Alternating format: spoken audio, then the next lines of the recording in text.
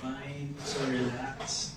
Can you give us, an overview of what happened and how did you come up with this cover?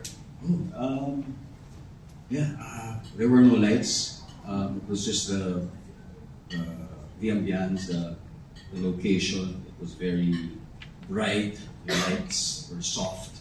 Ang ganda, very relaxed. Pati yung photographer natin, di ba, napaka-cool. And wala, yun lang. Kung ano lang talaga yung available na elemento doon. Yun lang yung pinaglaruan namin at nag-enjoy lang kami. Very clear lang yung direction. It's like a typical day at home. Siyempre, minus the clothes. Di ba? Babae naman tayo sa bahay.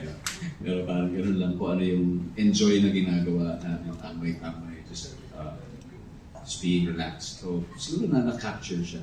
Ganun klase mga moment. So, the setting was perfect. I just add, before the shoot, Ding Dong's team and the Escort team, we had like a pre-production meeting where we sort of discussed what the concept was going to be. And we were surprised kasi, and I'm not like, sorry for term bullshitting anyone, pero when we had the meeting, it turns out now, we had the same concept, an idea in mind, which is presenting Ding Dong as naturally as possible and basically reflecting who he is in real life.